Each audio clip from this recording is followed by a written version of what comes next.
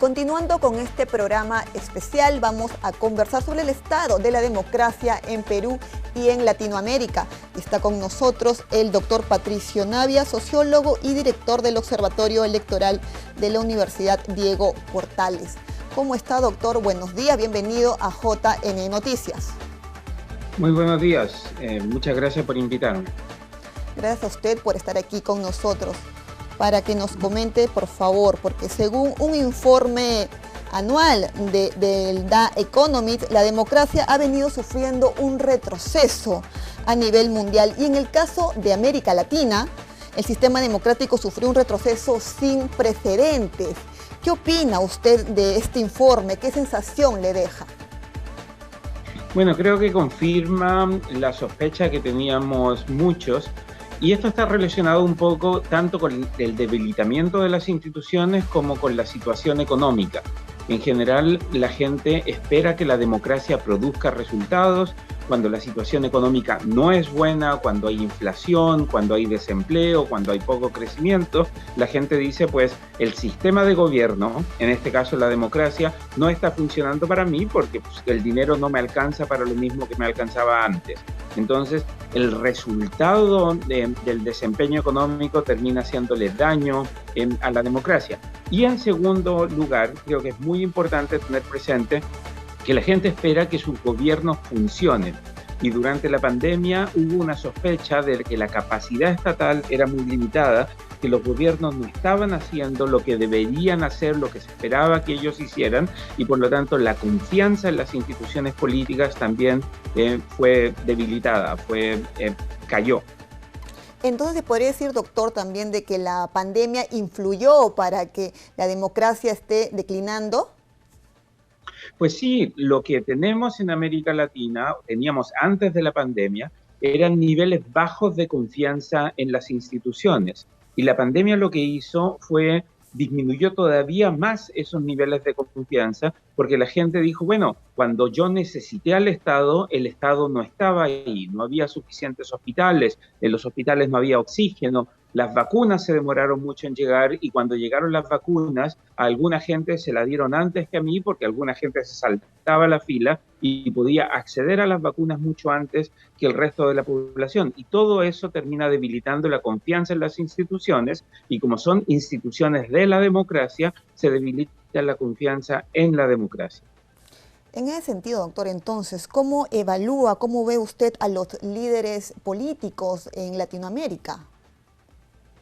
Pues los líderes políticos tienen desafíos complejos. En varios países hemos tenido cambio de gobierno durante la pandemia o ya casi al final de la pandemia, así que los nuevos líderes tienen una oportunidad, tienen un desafío, pero también tienen una oportunidad porque no están siendo juzgados por el desempeño de los gobiernos durante la pandemia, pero sí están siendo juzgados por lo que ellos están haciendo ahora y para poder hacerlo bien necesitan una cierta capacidad estatal que en muchos lugares no existe. En otras partes, a lo mejor tampoco existe la capacidad estatal o existe algo más, pero los líderes están más preocupados, da la impresión de avanzar algunas causas que no son las causas más populares, o bien tratando de avanzar causas populares demuestran incapacidad para hacerlo y la gente se decepciona, ¿no? La gente espera que los líderes sean como pilotos de avión, que sepan manejar aviones. Cuando la gente percibe que los pilotos no saben manejar el avión,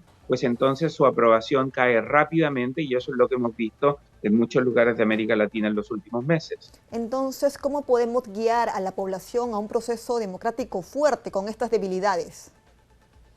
Pues hay tres cosas que se pueden hacer. Primero, tenemos que empezar a construir mayor cultura política, ¿no? La gente tiene que entender que las instituciones son más importantes que los líderes, por lo tanto no debiésemos poner tanta fe en las personas, sino más bien en la fortaleza institucional.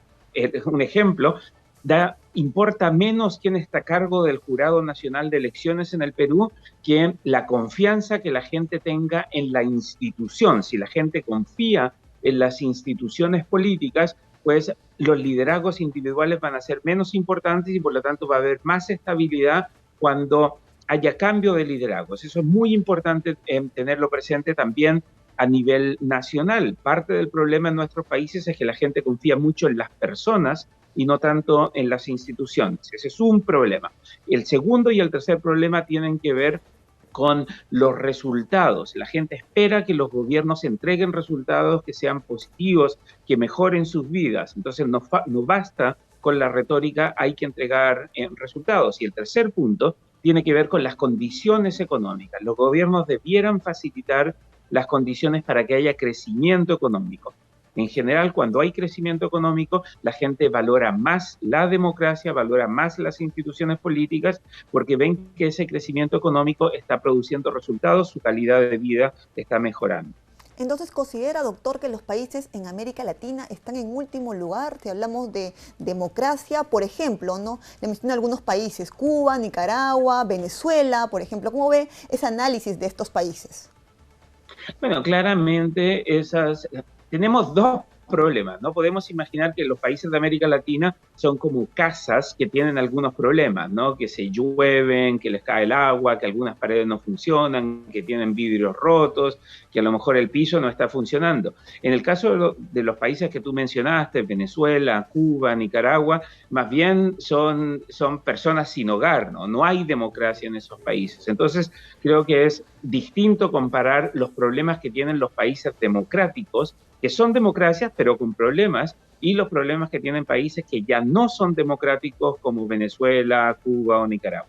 Claro, porque recordemos, doctor, que en Venezuela 5,9 millones de venezolanos huyeron de ese país y también en Honduras, por ejemplo, ¿no? Muchos adversarios políticos están en la cárcel.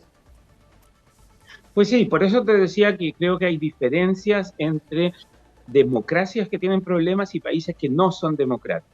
En el caso de Honduras, sí hay competencia democrática, hay alguna persecución a adversarios políticos, hay problemas de la democracia, problemas serios, problemas más grandes que en otras democracias, pero Honduras sigue siendo democracia. La diferencia sustantiva ahí, por ejemplo, con lo que ocurre en Nicaragua, en Venezuela, en Cuba, es que o no tienen elecciones esos países, o bien sabemos quién va a ganar la elección porque no es una elección competitiva. En cambio, en los otros países donde sí hay elecciones competitivas, podemos hablar de democracia, aunque esas democracias tengan problemas. Muy bien, muchísimas gracias, doctor, por esta información que nos ha brindado. Es un placer, muchísimas gracias a ustedes. Bien, ha sido un gusto tenerlo aquí en el programa. Nosotros hemos conversado con el doctor Patricio Navia, sociólogo y director del Observatorio Electoral de la Universidad Diego Portales. Hasta aquí nos quedamos, es momento de ir a una pausa y retorno.